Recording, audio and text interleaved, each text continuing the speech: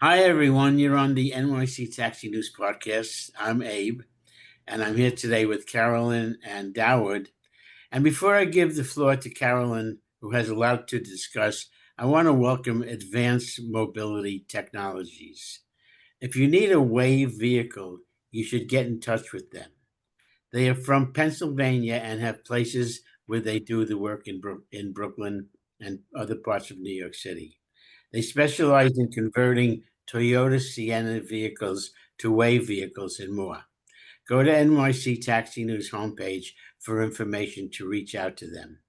Now I'm handling. Now I'm handing the mic to Carolyn because she's waiting and she has a lot to say. Carolyn, what's new? Thanks, Abe. And I think I better say it fast because my iPad is heating up in my hands as I'm speaking. As usual, a lot is happening, but really not a whole lot of change. The TLC hasn't decided on driver pay or utilization. Nothing's been decided on what to do about insurance or the lack thereof in the case of the insolvent or almost insolvent American Transit. In spite of that, they're still issuing policies. The TLC has not released their required FHV license report, which was due in February. Two possible reasons: the Taxi Workers Alliance lawsuit to prevent TLC from issuing additional EV licenses hasn't been decided. Also, there was a TLC hearing on March 12th on New York state law regarding reissuing livery licenses that have lapsed, perhaps as long as 6 years ago.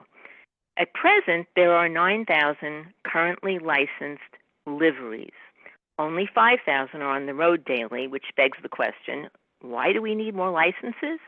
And what's even stranger is that the livery industry reps who were at the last TLC meeting claim that the livery industry is down to 3,000 cars, which is quite a discrepancy. There's also rule change proposals to change the subsidies to wave taxis, doing away with the dollar per trip to the driver and the maintenance payments. Instead, increasing the initial payment from $14,000 to $35,000, but making it a rule that this could only occur once every 7 years, which presents a whole new host of problems, particularly to the driver-owned vehicle segment of the industry, because their term is usually 5 years. As usual, when a business model doesn't work in that the taxi industry, in spite of having 4,000 wheelchair-accessible yellow taxis, only does 200 wheelchair trips a day. The Taxi Improvement Fund is heading towards insolvency, but of course that would only cause the courts and the TLC to double down in their efforts to force something into law that is not sustainable. Perhaps some of these issues will be voted on in the upcoming TLC meeting on March 26th. In other news, Deputy Mayor for Operations Mira Zoshi resigned, along with 3 other deputy mayors. Zoshi, who enthusiastically voted for congestion tolling, she's a member of the MTA board, sailed away from City Hall on Friday in her private car with driver, with the soundtrack playing, "I Did It My Way," in a move worthy of an ending to a Quentin Tarantino movie where the villain prevails in the end. Zoshi, who presided over 10 suicides, the destruction of the credit unions and the Medallion industry, in her last official act as deputy mayor, went to Hart Island Cemetery, where the unknown and the indigent are buried. As she does have a way of reappearing, also known as failing up, we'll have to wonder where Joe Zilla will land next. As a bureaucratic survivor, will she jump onto the MAGA bandwagon? Who knows? Adams is hanging on to his job with a 20% approval rating, while the governor is trying to come up with ways to limit what he can do. By the way, he no longer gets security briefings. Well, that may have started again because I think he's going to get off in at least one of the cases, but I don't know. Cuomo is the front runner in the mayoral race and just got an endorsement from the powerful Brooklyn Democratic machine. There have been 137 medallion foreclosures so far in 2025, bringing the total since 2014 to almost 3,500, about 1,000 in the last 2 years. Congestion tolling, which generated $49 million in the first 5 weeks, remains in limbo. The Trump administration has ordered the cameras turned off on March 21st. Hochul says she won't do anything without a court order, but of course that didn't stop them from already issuing $500 million in bonds against revenue they may never collect. According to the MTA, congestion tolling has produced a series of miracles in that it increased yellow taxi trips, decreased school bus travel times, it even decreased deaths in the city. As far as yellow trips, it's really too soon to draw conclusions. They had been increasing, comparing monthly figures year on year before congestion tolling. There's also 1,000 more cabs operating now than a year ago and 2,000 more than 2 years ago.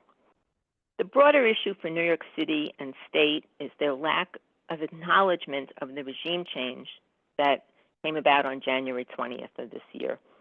Unlike many other transfers of presidential power, this time, judging by what has occurred in the last 9 weeks, will have far-reaching consequences, from Medicaid funding to the price of cars to the greener future, which somebody else, not the federal government, will have to pay for.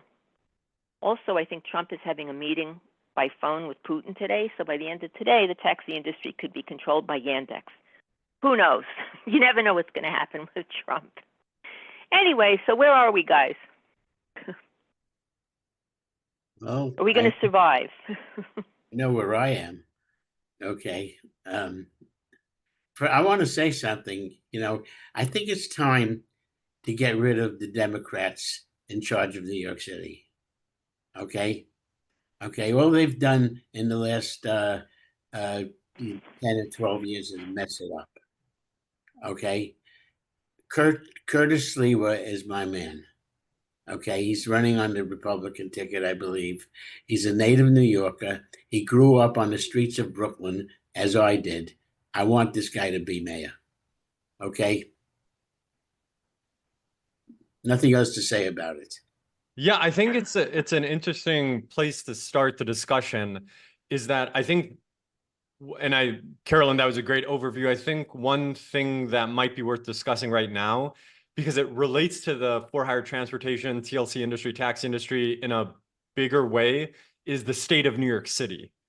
And if you don't let's say someone's watching this podcast or listening to this podcast, and they're like, okay, isn't this like a taxi medallion podcast or a yellow cab podcast? I think you have to go what a lot of tech guys say first principles, and a first principles discussion that probably is worth having is, what is the state of New York City? What is its future prospects related to crime, safety, all of those things, because that influences, the health of the for-hire transportation industry. And so maybe it's worth getting into the current state of politics and what's going on in New York. Maybe a good place to start is congestion pricing and what's going on there, and maybe crime. I mean, I'll leave it to you guys, what you guys want to start with. Let me say something here. The city of New York, which includes the 5 boroughs, okay, the city of New York, the New York City, okay, is Manhattan. It always was. And in 1898, they incorporated the 5 boroughs, okay, to be part of the city of New York. Now, the crimes that are being committed in New York City, which is Manhattan, are mainly being done by the people that live in the outer boroughs. They go into Manhattan and they go crazy. They whatever they're doing with their knives and throwing people on the tracks of the subways or hitting people in the face in the street. I would bet anything that those people do not live in Manhattan, or if they do, they live in uptown Manhattan. Okay, well, Inwood or Harlem. Okay, they're not living below 60th Street. All right, or even below 96th Street. Most of them. All right. And somebody that grew up in the streets of Brooklyn, like Curtis Sliwa, would know how to deal with this. And that's why one of the reasons I think he should be the mayor. So on that point, and Carolyn, I know you're a native New Yorker too, and you grew up in Brooklyn, Carolyn? Or no, Queens. Okay, you grew up in Queens. One thing that I think both of you can provide insight into, and probably educate me too, is that how did New York in the 70s and 80s, and you can, get into it as much as you want, how did it transition from like a city that I think Abe's mentioned this in the movie Taxi Driver, like flush the whole thing down the toilet or something like that.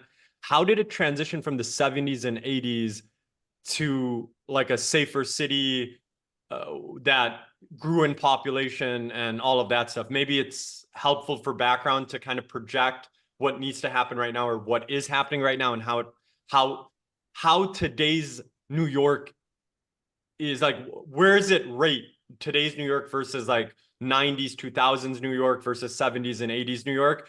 Because that's going to inform that, like, is New York on the up or is New York kind of on the decline? Kind of thinking through that. I did read something that was rather discouraging, and I can't remember where I read it. It might have been something put out by the Manhattan Institute, but I'm not sure. And they were discussing the differences between the situation now and in the 70s and 80s. In that, in the 70s and 80s, there was a population of very wealthy people who lived in New York City, mostly in Manhattan, who lived here. Their kids went to school here. They supported all the cultural institutions, the libraries, the park, whatever. And they had an interest in, the city succeeding. There were people like Richard Ravitch, for one, who, very smart people who understand how the system works, who could get together and figure something out so the city would survive. And that we no longer have those people in the city. We have rootless cosmopolitans who can live anywhere in the world. They may drift in and out of Manhattan on occasion, but they don't have the kind of vested interest that those people back in the 70s and 80s had, which doesn't bode well for New York. I hope they're wrong about that, but I don't know. I'm not sure. So what you're saying right now is that you're worried, like one thing that worries you is the politicians who are in charge of New York City. No, are it's not not the like politicians. No, they're just tools. The elites who actually control things in the city, or did, that they're gone. Like the old school people are Got it. gone. Like that, like this was their home. This is where their children went to school. They walked the streets. Their families walked the streets. You're basically saying like now it's kind of like they take a helicopter everywhere or a luxury car everywhere type of thing. And if New York is good, great. If New York is bad, they have 5 other backup plans, kind of thing. Yeah, including the bunker somewhere. In New Zealand. Yeah. Yeah. I mean, what's so you grew up, I think this is interesting because this perspective is one that you can only give. So you grew up in Queens in the you were around in Queens in the 70s and 80s. And what part of Queens? No, I was in Manhattan by the 70s and the 80s.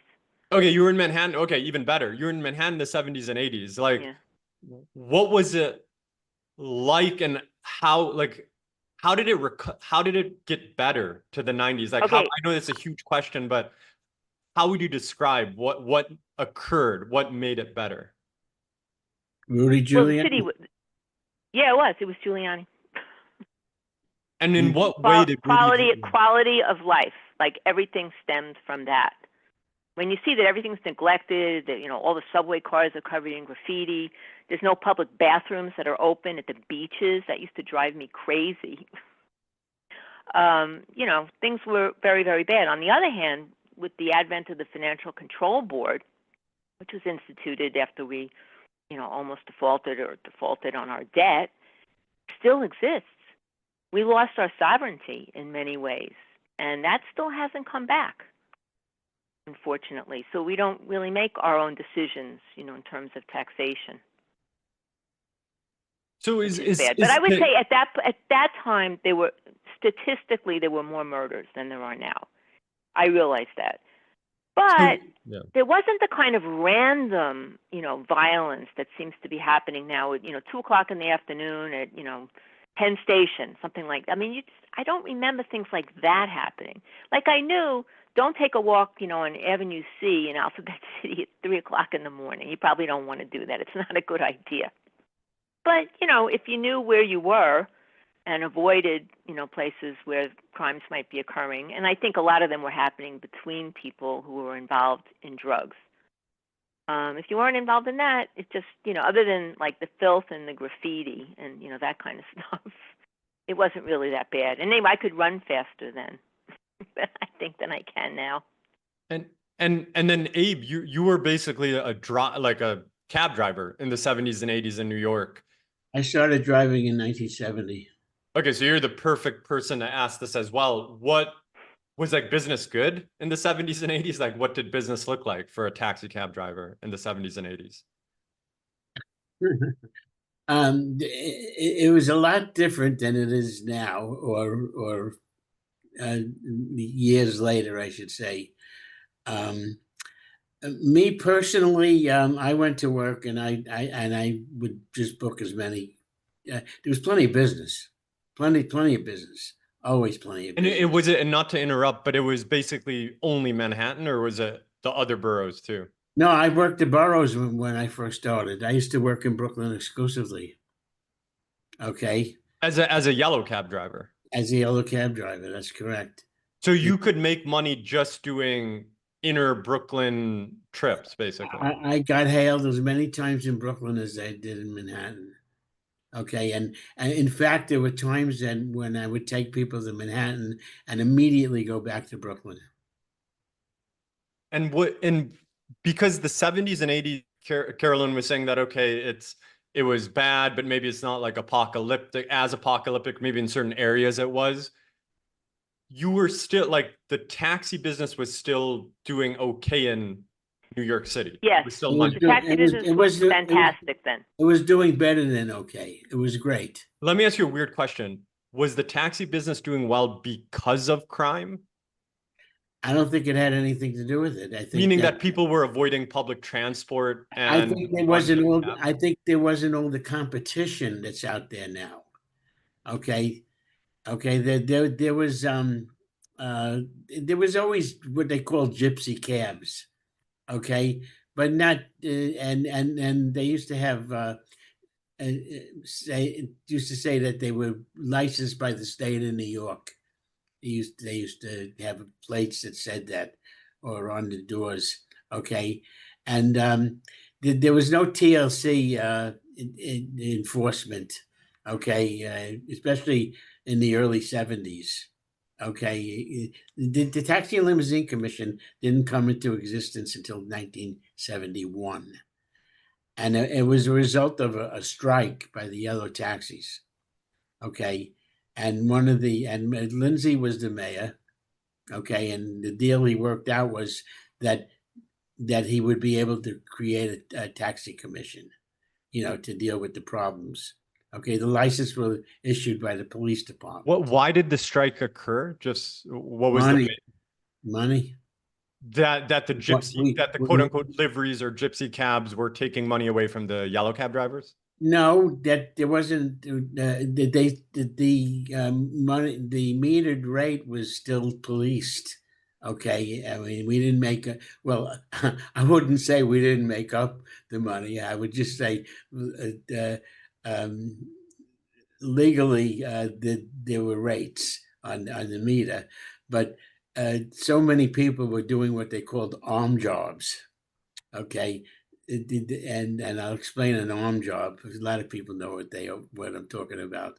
Okay, the meters weren't the electronic meters that you see today. Okay, and there was a thing you see that you used to put the arm down on the meter and it would start ticking, and the arm job was you didn't put the meter on at all and you made a deal with the passenger.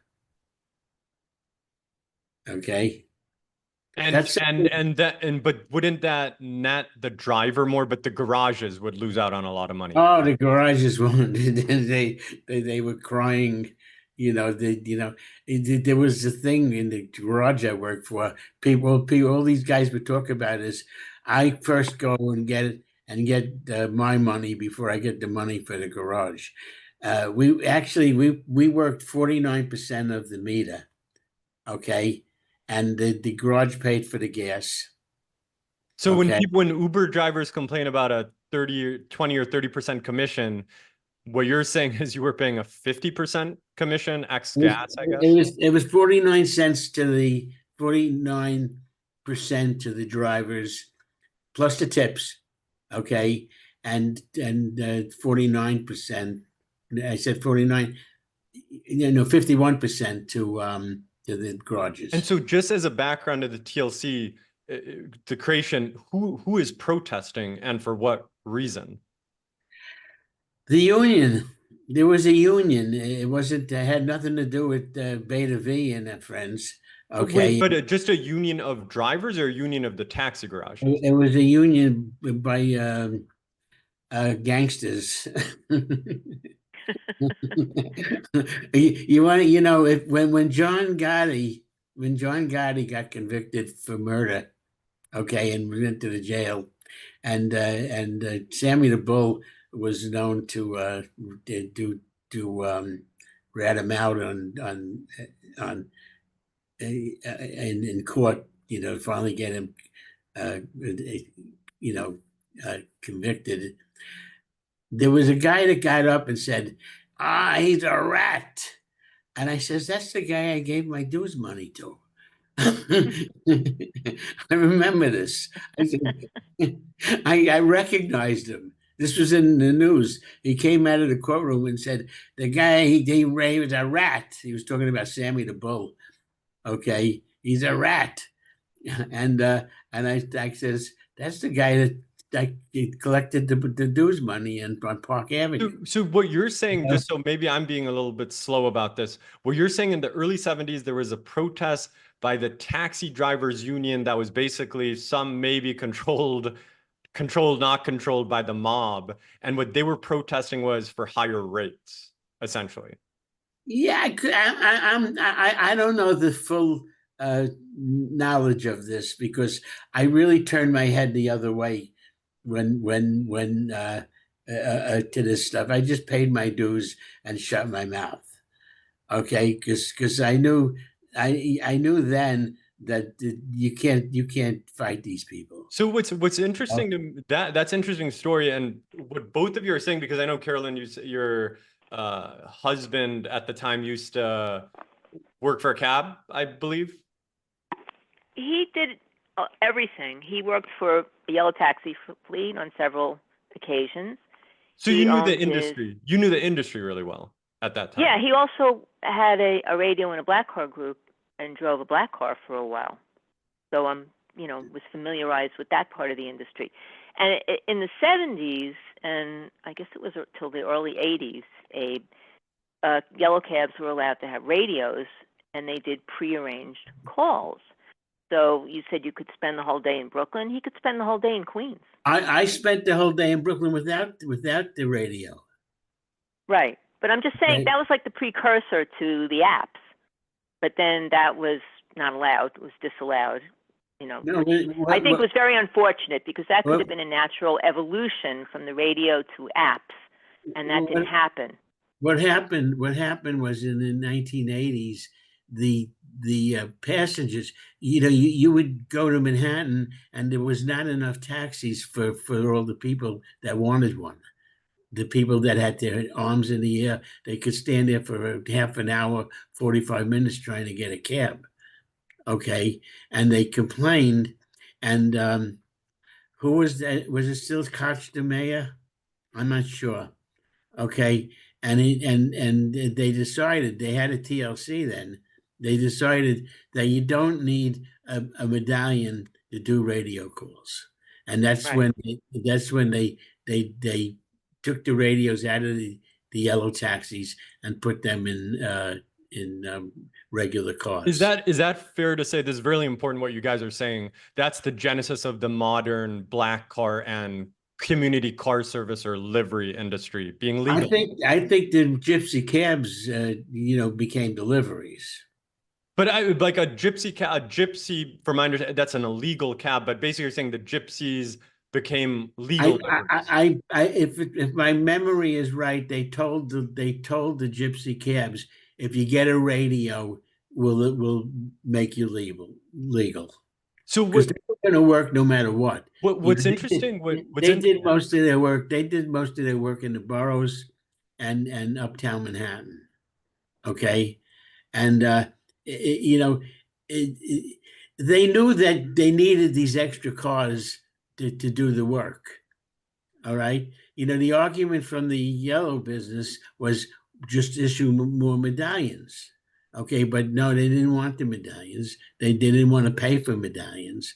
They just wanted to take their car and ride around the street and and and pick up people. Okay. That sounds, what's crazy to me is that that sounds very similar to when Uber and Lyft came about. But the only difference is that it still seemed like the yellow cab business was a good business, even when because we had Manhattan and the airports. That's where there was enforcement, if there was any enforcement. Okay, and mainly, to this day, it's I never could figure out. I mean, I would drive around Queens, and you'd see a fair on the street. And this is going back to maybe the 1990s already, and see a fair on the street, and before I could get to the fair, some gypsy car would pull over, okay, or a livery car and pick it up. They've always been cheating. Okay, just because they made them legal didn't mean that they were going to act legal. Okay. What's really interesting to me is that and this relates to like the state of New York City today, is that when New York City was in a bad shape in the 70s and 80s, economically, socially, culturally, multiple ways, the taxi business was still good. And in the 90s, am I wrong to say that the taxi business must have been fantastic when the city started recovering? Is that a fair statement? Versus like the 90s? I think it was all, the taxi business was always good until about 2014. Yeah. And that's when the city was flooded with an additional 70,000 for her vehicles. This is so simple, it's unbelievable. So they keep doing studies and debating it and researching it and collecting statistics. It's simple. There's too many cars. There's still, 117,000 cars and 800,000 something trips? Yeah, there's That's never going to work. There's 107,000 non-taxi medallions. But can I just ask you this, both of you guys? It seems just in the 80s and 90s or 70s, when the gypsy cabs or liveries, however you want to define them, if they were kind of free wheeling and dealing, not being regulated correctly, how come they didn't flood the streets? I can't really answer that, but they didn't. They did. Look, it reached a point. I remember maybe in the early 2000s, where it wasn't unusual, on rush hour to see these livery cars or radio cars picking up people on the street. Okay, the medallion said that we had the whole borough, the whole city of New York, anywhere we were. Okay, and it became, I think it just became a bigger need for the business at some point. But like Carolyn says, once they started really flooding the streets with all of these other cars, that's when things went down. And I, by the way, I agree with that take that there's clear oversaturation of vehicles. What's really interesting with that, just as a historical background, and then I think it might, why is this relevant to today, kind of thing, is that the background to the reason there was never a legal cap on liveries or black cars. That never existed. Right. That was the background to why that didn't exist. The cap was on the medallion taxis. It was only on the medallion taxis. And wait. Let me add something to that. There was not in the law a cap on black cars, but there was in effect a cap in that the owners of the cars had to be members of a cooperative. And that was like a natural way to limit the supply of cars, because not everybody was willing to buy into a radio group. The TLC took that that's rule an away. interesting point. So how much would it cost to join, like buy a radio? Oh, maybe $50,000. Okay, so that is a $30,000. sort of Yeah. barrier. I That, want to say, absolutely, that limited it. I for a short period of time had a radio. I can't remember what years it was. Okay, Ding-a-ling, that was the name of my radio group. Oh, I remember them. Yeah. Okay, and I didn't pay a penny for it to get in. They just gave me a radio and I started to work with it. I didn't like it. Okay, I was so much happier with the business on the street. Okay. Well, you got what you paid for. You could look at it that way. I mean, there's two ways to look at this industry. I mean, do you want to look toward the future and long-term gains, or do you just want to be small-minded and short-sighted and worry about what's happening in the next 5 minutes? I mean, to me, it's better for people to have a stake in the industry, whether it's a medallion or a radio or a share in a cooperative or something, so you have something at the end of the rainbow when you want to retire. But, that's not what happened, unfortunately. Carolyn, you made such a good point there, because I think the FHV drivers who are listening in, I can give you a bit of their mentality. In their opinion, there should kind of be like if you have a driver's license, you should get a TLC plate. And for those who don't know, a TLC plate, FHV license, obviously Abe and Carolyn, you know this, is that basically if you have that, you can do e-hail trips in New York City, which account for 85% of for-hire trips now. They're basically saying every driver should have a TLC plate. Now, what do you say to those people saying, well, the medallion shouldn't, like their argument, not mine, their argument will be a medallion shouldn't exist. That's an old system. Every driver should have a TLC plate. Like, how would you kind of educate? You will own nothing and be happy. That's what comes into my mind when I hear things. That's where we're going. You will own nothing and you will be happy. I think that every car that's out there, be it yellow or black or whatever, should have a license that's change it, that they could sell to somebody else. There got to be a limit on everything. Okay. And whatever that medallion is worth or a license is worth could be, you want to get out of the business, somebody is there to buy it, even if it doesn't go up in price. Okay. I mean, with the medallions, it went from, I bought my first medallion, 1976, was 28,000. Okay. And prior to that, it was even less. It was already going up. Okay. And sooner or later it went to 50,000. And I remember 100,000 it went to, was like a milestone reached. Okay. I remember reading that it was Nat Goldbetter who did the selling.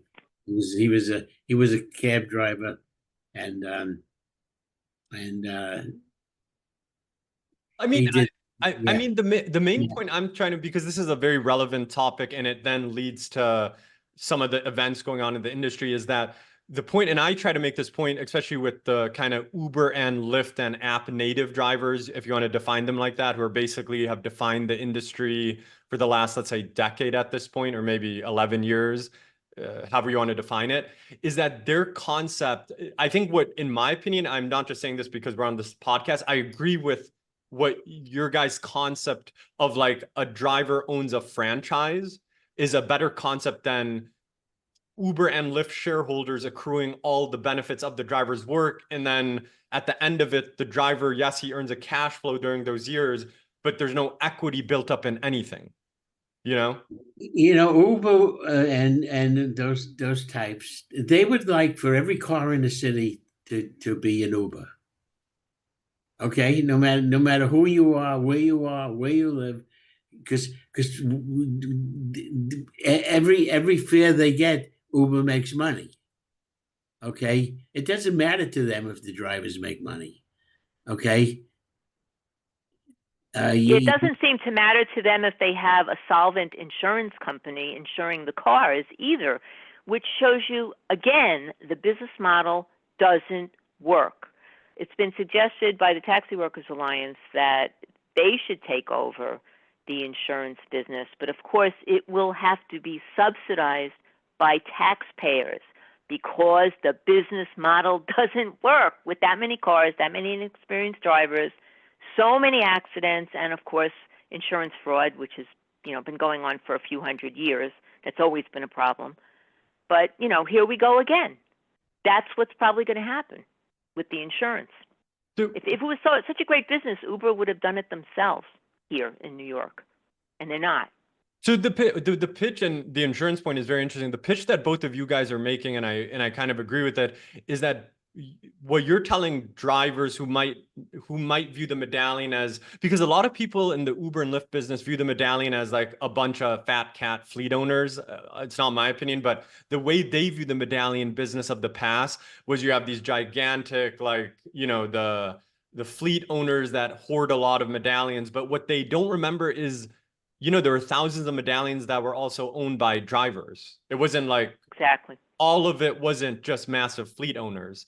And would you be open to this suggestion that in the future, like, do you think there should be a cap on how many medallions a corporation owns, or do you think that's also like not a good concept? I think this all doesn't matter anymore. Yeah. IATR, International Association of Transportation Regulators, which is headed by Matt Dawes, our commissioner David Doe is involved with them. They're always giving him awards. They came out with a report that I saw this morning. Should we cap FHV vehicles anywhere in the world? No. The answer is no. We should just ask.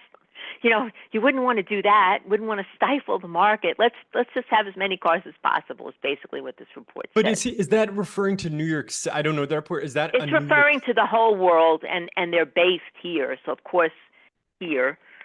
I mean, there's like an international standard for these kind of things now, which Mirazoshi referred to regarding congestion pricing. She said, yeah, we're coming into international standards for congestion pricing. Well, I'll just say, I'll make a few points on that, like where my pushback would be on that concept is just think about the concept of congestion pricing. If the world should have, forget about even for-hire vehicles or taxis, if the idea is that the world can have, especially in an urban and dense area, if the world can have infinity cars, then you're basically gonna solve for limiting congestion in other ways, which are probably like worse. Right, which is what they always do. They're going to monetize it. If there's a problem, don't do away with the problem. Monetize it and see how much money you can get out of it. But I mean, with you could argue that with the medallions, I mean, the city ultimately auctioned medallions, so they were making a lot of money monetizing. That's how they used to balance the budget. Which Bloomberg admitted and several city council members have admitted. That's how they balance the budget.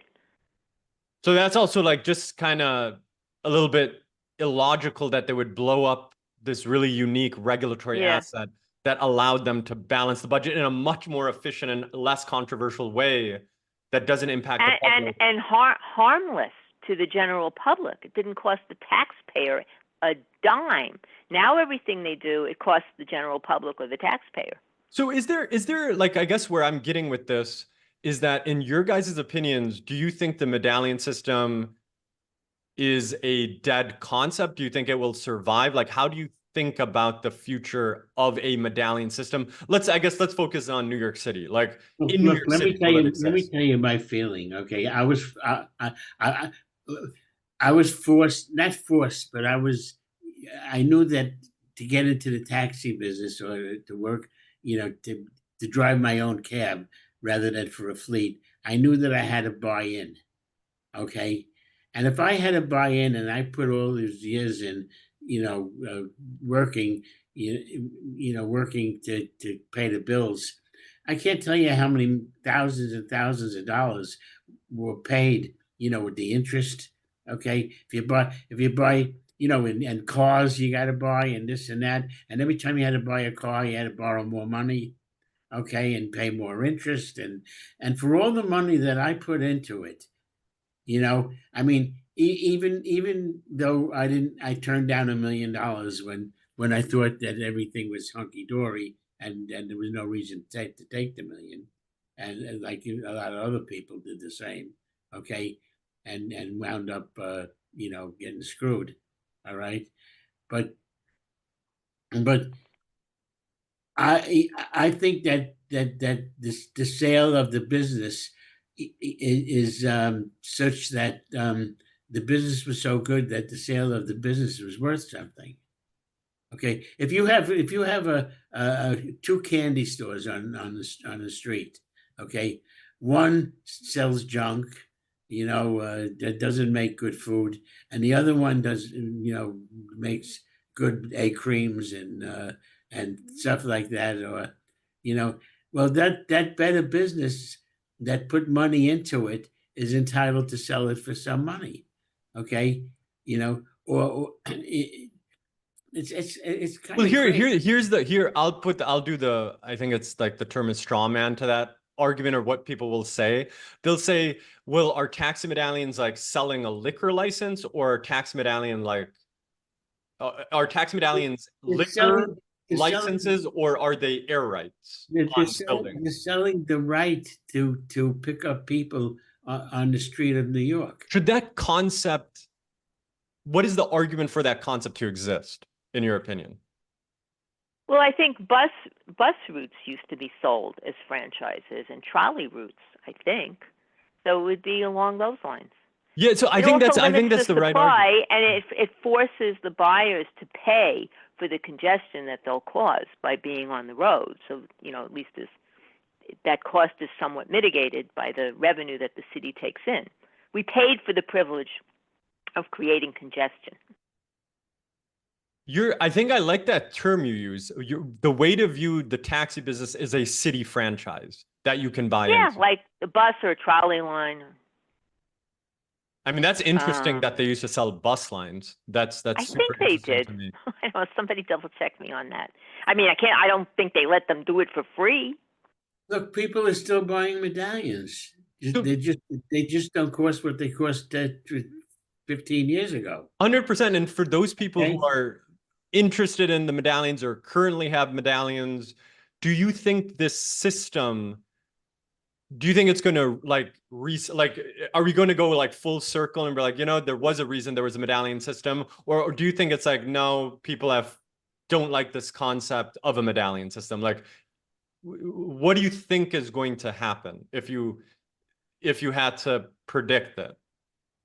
Look. I think well, you got 5 boroughs in the city of New York.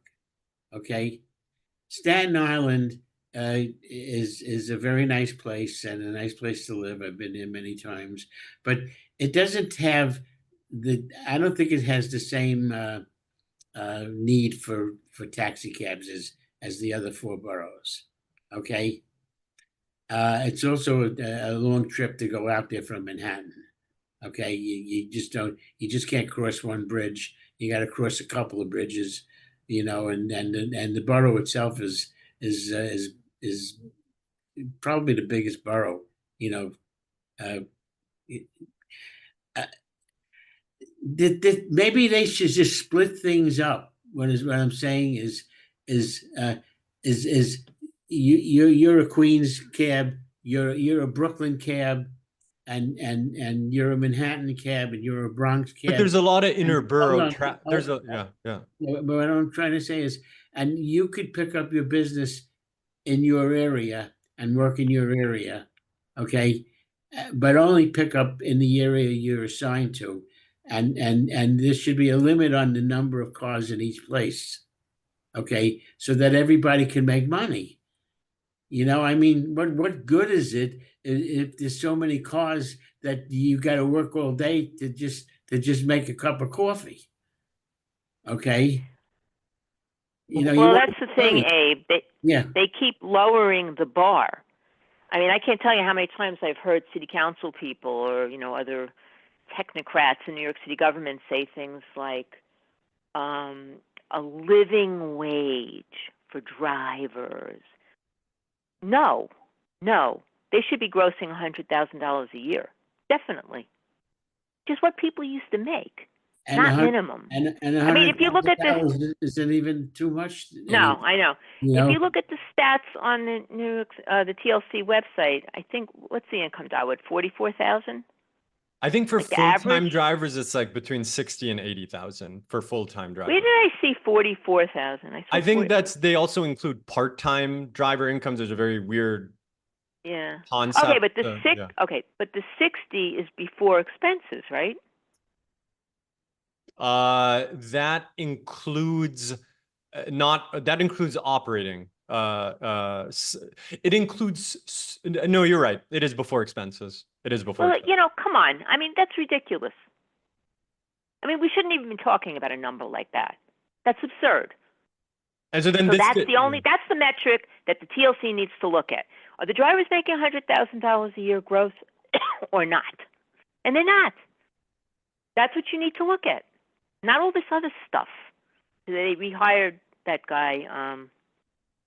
Who's the guy who did the driver income study? Reich Parrot? and Parrot? yeah. What's his name?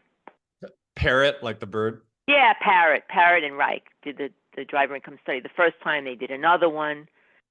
I mean, then they're arguing about depreciation rates. No, it's really not that complicated. You make this thing too complicated. And I know they were told the first time they did the study, don't even think about lessening the amount of cars on the road. That's not what you're going to consider in this study, in this report. Well, that's like tying their hands, that they can't consider, all the different factors that impact driver income. But why do you think they're doing this? Why do they want unlimited numbers of cars? Why is that? Licensing. What? Licensing. The money they get to issue licenses. My perception, I mean, technically you could argue that we're making more money with issuing medallions if, in a more efficient manner by. Well, yeah, if you have 200,000 cars, maybe, you are making a fair bit. My perception of, this is my perception of it as a relative outsider. Look, one thing the city of New York never did, okay, and I wrote about this when I used to write for Mini Press, is you must figure out how many cars are needed and how many cars are not needed. Okay, you must, in order for a person to make a decent living working, in a taxi cab or FHV, whatever you want to call it, and issue licenses for all those cars. And look, if you want to get into business, there's always somebody who wants to get out. I mean, when you got those kind of numbers of cars, okay, but the number of cars that are out there now are ridiculous. Nobody's, I mean, this Uber was, not paying people, or what did they call lockouts? Okay, well, they're locking out because they don't have enough business for them. Okay, what are you going to pull business out of the sky? I mean, people want to make money. They don't want to just say, well, you got to pay me anyway. Well, Uber is a corporation. They're not even a garage. They sell stock. They want the stock owners to make money. That shouldn't be allowed. Okay. What shouldn't be? In what sense you're basically saying that someone shouldn't shouldn't monopolize let's call it the for-hire vehicle franchise, for-hire vehicle transportation industry, and then the shareholders are not the actual workers that are right. There shouldn't be shareholders, buying into somebody else's business. Okay. But they would argue that we created the business. That's what their argument would be, that we created the customers. At the very least, you can say Uber will say that it's not needed. It's not needed. Anybody could get a car, okay, and make it meet the standards of safety. Okay, anybody can do that. Let me reverse the question. Why does it have, and this is going to be talking points for Uber and Lyft drivers. They're saying, okay, I agree that there's, right now, by the way, a lot of people are realizing what you guys are saying is true, is that there needs to be a limited amount of vehicles. But now people are saying, well, why does it have to be vehicles? Why can't it just be the driver licenses? What do you say to that? For them to use their own cars? Meaning that, okay, let's say right now, many people, especially like the big union groups on the Uber and Lyft side will say they finally kind of come around and said, you're right, we need to limit the supply of drivers. And so they said, well, why does it have to be on a vehicle license? Why can't they limit the driver license itself, like the commercial driver's license? Let's say I was the mayor of New York. I just became mayor of New York. The first thing I would do is I would look at all of these cars out there and I say, okay, they're in business. They're trying to make money, but there are people that are going to drop out because they're not making money. So right away, I would put a cap on what's as they, go, leave the business, not issue more licenses. Okay, until you get down to a point where there's enough the amount of cars out there will allow what's out there to make a decent living. Okay, and then give them all licenses. Okay, you don't have to charge a lot of money. Okay, $1,000, $2,000, and then see what happens in the future when they exchange it, how much it's worth. Okay, I mean these FHVs, these plates they call it, right? They're not paying for a license to give to someone else when they're done. They're just buying the plates. How does that work? I don't even know. Yeah, well, a TLC plate there, I know a lot about this topic. Most TLC plates, a lot of people don't know this, are not transferable. So the only TLC plates that are transferable are TLC plates owned in a corporation. Of the 107,000 FHV licenses or TLC plates, my last calculation was maybe 30-ish to 35% are owned in a corporate, are attached. I shouldn't even say owned. They're attached to a corporate entity. So basically 65%, they're not transferable. They're in a person's name. Now they can be leased out. So if a driver leaves the industry, he can make a deal with his friend or another driver to say, okay, so there's a lease value of it, but you cannot sell it like you can sell a medallion. Of the 35% that are owned in corporate entities, about maybe 40 to 50% are owned by gigantic rental organizations that are not interested in selling individual TLC plates. They're running a rental company. They might sell their rental company, but they're not gonna. So the actual, there's actually very few TLC plates that are sellable, and even one layer above that, very few TLC plates are owned in single LLC corporations. I mean, do you think that the number of people that are riding around in taxi cabs, FHVs, license plates, whatever, do you think that there's an accurate number of how many people need to do this every day? No. I agree with what you're saying. There needs to be a supply. My question to you, I completely agree with what you and Carolyn saying about the supply cap. Totally agree. What I'm saying is that there is another argument where someone says, I agree there needs to be a supply cap, but it should not be on the vehicle license. It should be on the TLC driver's license. Yeah, but what use is a TLC driver's license if everything's going to be self-driving in another 10 or 15 years? So your argument is that no need for a driver. Your argument is that you should actually want a vehicle license cap because at least in an autonomous robotaxi world, you can at least participate in some upside if they convert those licenses to AV licenses? I don't think anybody's going to participate in anything once we go to autonomous driving. Just the giant corporations that are controlling it. Look, I think that they should give licenses to anybody that wants one and is of good behavior or has. You're talking about driving license. Yeah, and someone that you could trust to drive a taxi, without hurting people. Okay, with all these stories I read about sexual behavior, with the passengers or doing things, just have decent people driving, And but it would be okay to give more licenses than vehicles that are needed. So this way, if somebody wants to drop out, there's another guy to take his place. Okay,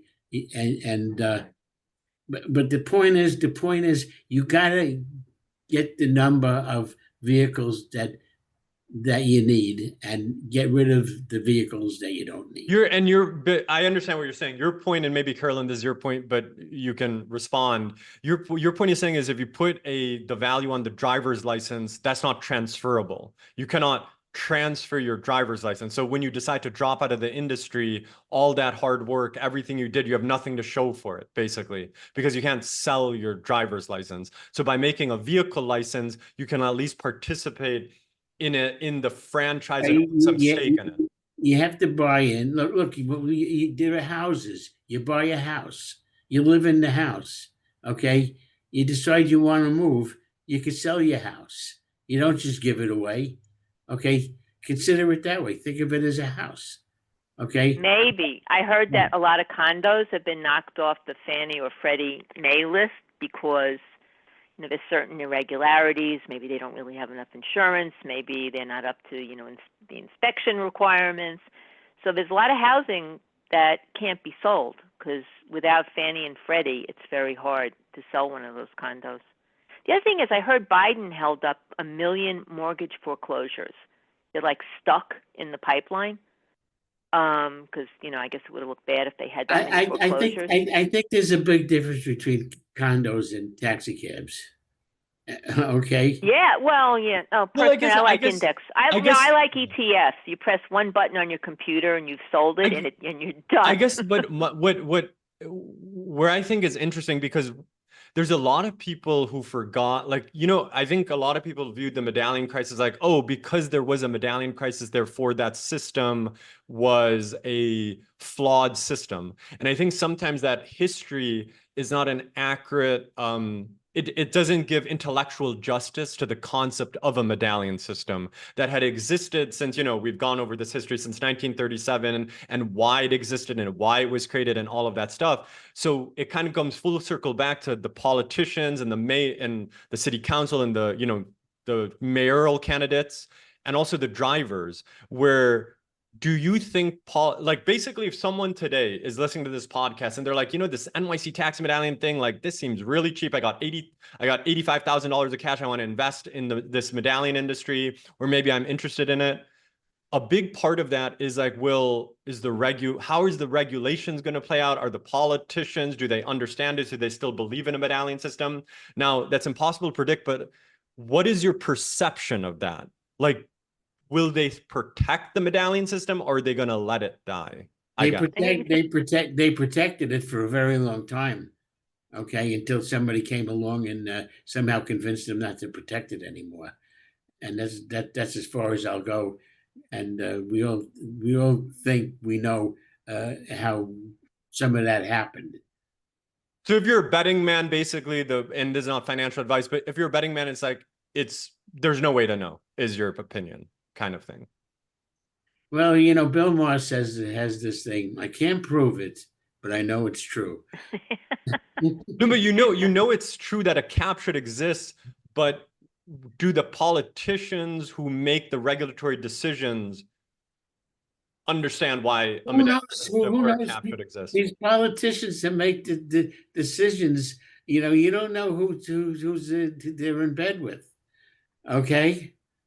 I mean, so much corruption is out there, and you don't know who to pin it on. Okay. Carolyn, how about you? What do you think? Do you think they're going to let? It's a very coordinated effort, because it's not just politicians and the regulators and the bureaucrats and the technocrats. It's also like all these environmental groups. I can't tell you how many environmental groups are against capping FHVs. It's unreal. You would think that they would be for capping vehicles, but they're not. I guess some of it will depend on who the next mayor is. I mean, although it does have a life of its own. But it looks like it's not going to be Adams at this point. At this point, it looks like it's going to be Cuomo. Please not. Please not. He had his turn. Goodbye. You know. So, like, getting back to the politics of it, like, let's say Curtis Sliwa somehow creates the biggest upset of all time and becomes mayor of New York. What would you tell him as it relates to the city and the for-hire vehicle tax industry? Like, what does he need to do day one? Like, how do we turn this thing around? I think he already knows what to do. Exactly what I'm saying. Find out how many cars you need and get rid of the rest of them. Okay. Or let them naturally attrit, like you're saying, which like let they them naturally have fall off. started to attrit on several occasions over the last 10 years, 15 years. And every time they start to attrit, somebody steps in, usually at the TLC, and they make sure that that doesn't happen. There are 24 hours in a day, and in New York City, the taxi business is a 24-hour-a-day business. You could go out there any time of the day or night and find business. Okay, assuming that you're not over with the cars. Over the 10 or 11-hour driving limit. Okay, exactly. So that three people could drive one car. Okay, depending on what hours you want to drive. Okay, so just figure out how many cars you need, and there's plenty of work for everyone. Okay, and they'll make money. And I can't imagine how many people get behind the wheel of a car these days. It makes almost no money, and they're crying like hell because they bought a car. They got convinced to buy a car, and they had to pay for the car. They don't know how they're going to pay for the car. Okay, but just make it so that everybody can make money. Well, I'll give you a perfect example, guys. I wrote a piece recently, and a lot of people, a lot of newer TLC drivers, what they'll say is that there should be no TLC plate cap. This is all the fleet owners. This is all medallion owners, all of this stuff. And sometimes you explain to them, like, if there's no vehicle cap, you ultimately lose. Yes, we understand your other points that can be addressed by lease caps, like they have in the medallion taxi business, all of this stuff. But they just don't understand this concept that if there's infinity drivers and infinity vehicles, Uber and Lyft will take this entire industry for themselves. And the drivers will have nothing left for them. And so I guess my follow-on question to that is, do you think politicians they're a lot of things, but they're not dumb? How about that? And so do the politicians understand your basic points? The basic points you're making on this podcast, that you need to cap the number of vehicles, just like with congestion pricing. You need to create a tax to limit, like it's almost the same concept. So what your perception is, they're not acting on common sense because of other interests. Is that a fair? It's not that they don't get it. It's just other interests. I think that they're all out for themselves. Yes. They don't care if the drivers make money. Okay, they're going to say, okay, we'll do something about it. Yeah. Well, let me give you an interesting stat. If Uber and Lyft were a company, like an employee, they would employ, I think they would be one of the largest employers in New York City. And the same goes for the Yellow Cab franchise, right? How many companies do you know that employ over 100,000 people, especially local, like who are working locally and are supporting families locally? So if they mess that up too much, there are consequences. I mean, today, for example, you have, there's a $140 million class action lawsuit the city is settling with taxi drivers. So if they do mess it up too much, there are real financial and social and electoral consequences. And so, wait, what lawsuit is $140 million that the city is settling? Correct. What lawsuit is that? Supposedly, what happened? How much money did the CEO of Uber make this year? In stock compensation, probably $100 million, but that it's not cash compensation. A lot of it is stock. Okay, wait. Dawood, you're not yes, I'll answer your question. Drivers. Yeah, you're talking about Uber drivers, right? No, I'm talking about TLC licensed drivers from 2000. Okay, wait. You said taxi drivers. Okay. No, Well, I understand what you most of them are taxi drivers because the period it covers is 2003 to 2020. So the large chunk of that is even preceding the creation of Uber and Lyft. There may be no solution to this problem because no matter what you do, somebody's going to cheat. Dawood, what lawsuit goes back to 2003?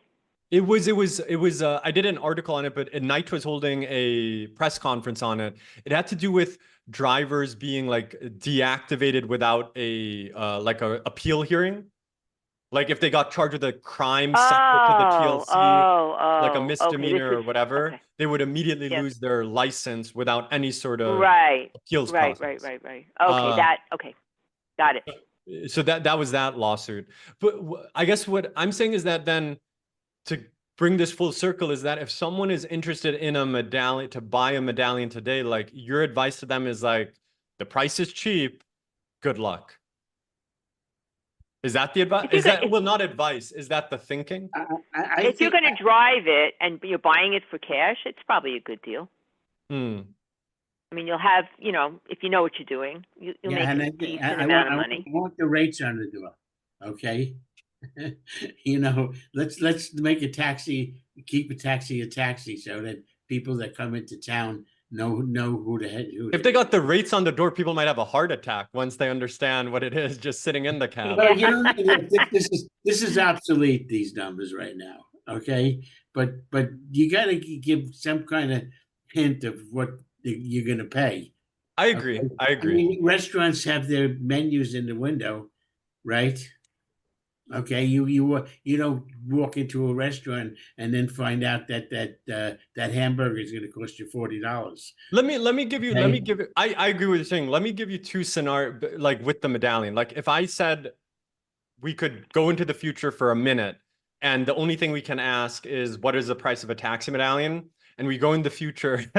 That's our one genie wish I'm going to use. What is the price of a taxi medallion 5 years from now?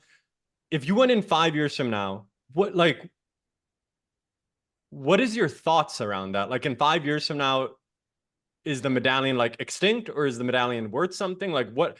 How many medallions? How many medallions are still on the shelf? 3,000. Carolyn, correct me if I'm wrong. 3,880, I think. Okay. I think there's about 9,400 that are currently licensed, right? Something like that. Yep. So there must be about 4,000 on the shelf. Okay, well, some of them, they keep foreclosing. That's because these people never intend to take the medallion off the shelf. But by the way, those foreclosures are people buying. It should be said with those, if it's showing up on the transfer list, if it's foreclosed upon, they're probably selling that medallion. Is my guess. Yeah, I would like to know who it is who's buying them, all those medallions. Okay, so I've been talking to a lot of people, supposedly, and I don't know if this is medallion brokers just telling me business is great and I'm an idiot or something, but supposedly medallions are being sold at a very good pace right now. To whom? Individual drivers, for the most part. So the foreclosures that we see on the TLC website every month. Listen, if I was 25 years old again, and I wanted to drive a taxi, I would buy a medallion. Why? Because it's not a lot of money, and it's pretty. I think they're making money. These medallions, if they're being sold and going on the streets and not crying, they're making money. So this is and Carolyn, sorry, and I think you were going to say something, Carolyn. Sorry. Who is buying all these foreclosures? My understanding, I've met some people who bought medallions recently. You think it's individuals who are buying the foreclosed medallions, or you think it's? Well, they don't know the medallion in the back. The individual doesn't know it's a foreclosed medallion in the background. They're just being sold the medallion because but somebody knows. Somebody knows. Like a lot of it, obviously, as everybody knows, is Marblegate, and they're offering financing or PenFed. They're offering financing deals, and so. Like you said, for driver owners, it makes sense because you're going to be in the money. Even if the medallion is worth zero, you're in the money in 4 years. You would have anyway spent that on a lease and a car. If there are people out there that are offering financing, then things are going good. Well, they're offering seller, that's correct. They're offering seller financing where it's their own foreclosed medallion. And the way to get rid of it is they'll say, okay, give us 10 or 20K down and we'll finance. But what I'm saying is if it leads to work, yeah, that people are paying off their loans, okay, despite that, regardless of where the loan came from, okay, before you know it, there'll be finance companies and banks that want to get in on the action. Here's my 100%. My sense of this is that right now, like we said, there's 3,000. Let's say there's roughly 4,000-ish medallions in storage.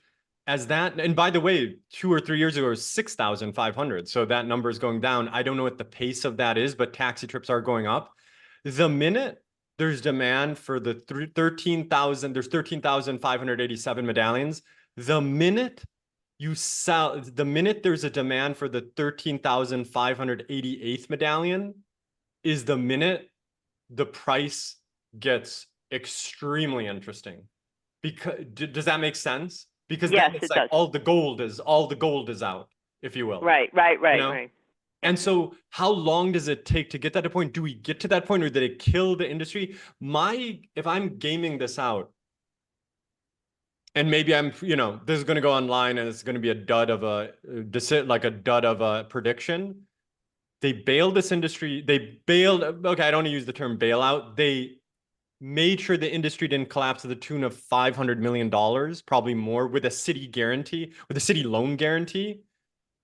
How in the world is a new politician, whoever it is, going to look at that and say, yes, we do want to be on the hook for $500 million instead of saving this? And then, by the way, if they save it, then they can auction it off again. So they have a regulatory asset.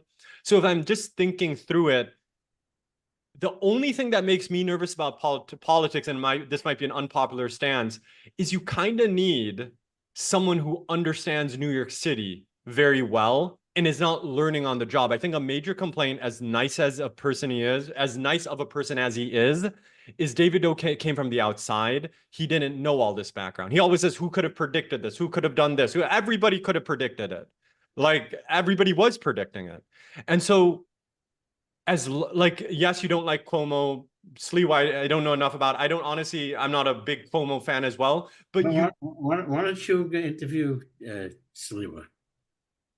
I don't think I'm important enough for him to be that he wants to talk to me. And tell him that he's met me, but I don't know that he remembers meeting. But my point is, I'm not even against. I just don't. What I'm saying is that as it relates to this industry that we all are invested in some way or the other, as long as a politician is in there who understands how to balance all of these competing interests and the history of what went on, I think they'll protect the medallion industry. And what I mean by protecting the medallion industry, you also protect your driver earnings. By protecting driver earnings, you're also going to protect Uber and Lyft drivers. So it's not like you protect Uber taxi driver earnings and then Uber and Lyft drivers go bankrupt. You're protecting everybody's earnings.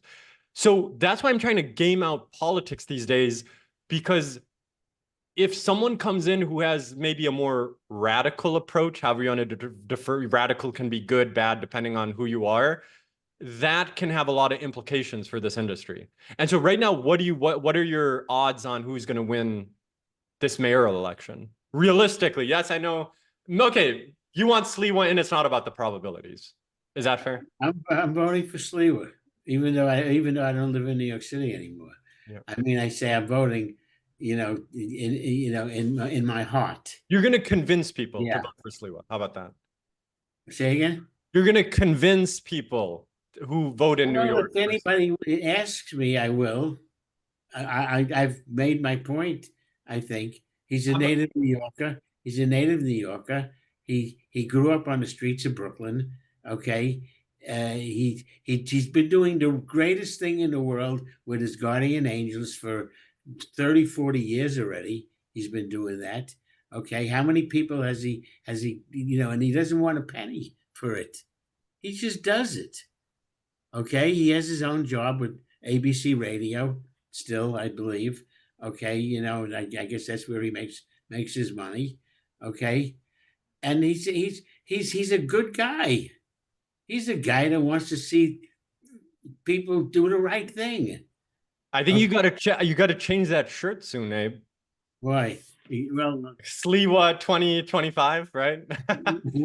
no, I don't see enough people down here in Florida that are going to vote in New York. No, but what you're saying also makes sense. I'm just kidding. But how about you, Carolyn? What do you perceive as who's going to win or who has a high chance of winning the money and the endorsements are flowing to Cuomo, going to be Cuomo. Listen. But getting back to something that you said before, like, wouldn't politicians in office be worried about, underwriting the medallion price with the loan guarantees, and then it all goes kablooey because of some stupid policy they institute, and then New York City's on the hook for a bunch of money? I would have thought that until I realized that they have no concept of the value of money. When I saw them spend $7 billion on illegal immigrants. And that's just what we spent so far, $7 billion. The entire New York City budget is only $115 billion. That's a lot of money for New York City. So, I don't preclude anything, but yeah, I do think it'll be Cuomo. And Cuomo, I think I quoted this on one of our previous shows that, he said you can't sell a medallion for $1 million and then just, walk away from all responsibility and flood the streets with unlimited numbers of cars who haven't paid anything for the privilege of picking up fares in New York City. He did say that. He probably won't remember that he said that. And, he okayed a lot of bad, signed off on a lot of bad policies that hurt our industry. So, yeah, but I think it's going to be Cuomo. What he'll do as far as for hire vehicles and, I don't know. I'd like to find out who was it who forced. Let me finish. Can I finish? Let me finish. Who forced Cuomo out of office? You need to know who those people are to understand who. One of his girlfriends. Okay, never mind. Well, I think my perception of that Cuomo thing, without I don't want to end up in the Hudson River over here, but I think he was really popular during COVID. If I remember, he was doing a lot of people liked him during that time. He kind of stepped up to the plate. That's right. And then I think there was a nursing home scandal, and I think he was trying to sell a book, and he was getting ready to run for president. He had very high ratings. And I think when they saw he had national ambitions, perhaps that concerned people. I'll put it that way. Whoever needs to be concerned about that, I don't know why they would concern people. I feel like he could win. I mean, he's a pretty moderate Democrat, so he has the ability to win a presidential. I'll put it this way: he could have won if he was on the Democratic ticket versus Kamala Harris. I bet Cuomo would have beat Trump. I'll put it that way. Okay, I want to say something, and I think it's time to end this thing today. We're on the hour and a half mark. Okay, Curtis Sliwa. I'm endorsing. NYC Taxi News is endorsing Curtis Sliwa. Okay, Curtis, if you're listening to this, you're welcome to do an interview with us. Okay, and just get in touch with us. NYC Taxi News at gmail.com. Okay. And I think Carolyn can speak for herself. I can't predict anything, but I think I kind of side with Carolyn. Whoever wins the Democratic primary, which appears at this point to be Cuomo, given his money and his name, he has name recognition stemming from everybody knows the name Cuomo. I think he will be whether I support him or not, I don't know enough about him, but I think he's going to win. I think he's going to be the next one. And he's cutting into Adams's base. With black church-going folks, in Brooklyn, that's Adams' base. He's cutting into that. So I think Adams, unless he pulls some rabbit out of the hat, I think he may not run, or he may run. Adams could run as an independent, along with Jim Walden, who wants to run as an independent, who I actually like, but it probably doesn't have much of a chance of winning. Curtis Lewa, I don't think he has the kind of administrative experience that you need Yeah, to run a he city like doesn't. this. He doesn't need it. He what? He doesn't need it. He You don't. don't need administrative experience? I think he does. He has enough people that'll help him if he does. Yeah, I mean, he'd have to have some very good deputy mayors helping him. Okay. Who knows? Maybe Mirazoshi will come back. No, Mary Joshi, please. Okay. She's She's not going away. well, she's done it. We'll have She's to see done, where she ends up, whether she ends up at, MTA or she ends up at, a think tank or probably consulting. Maybe she'll end up at the MTA and in that little booth where the guy that runs the train, in the front car.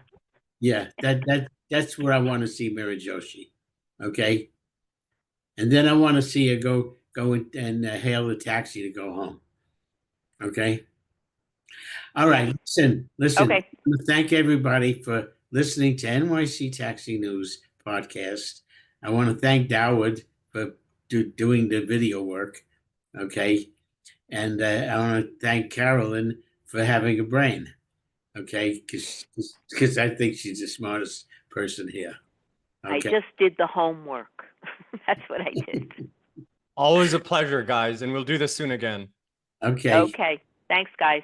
Thanks. All right. Bye. All right. Bye.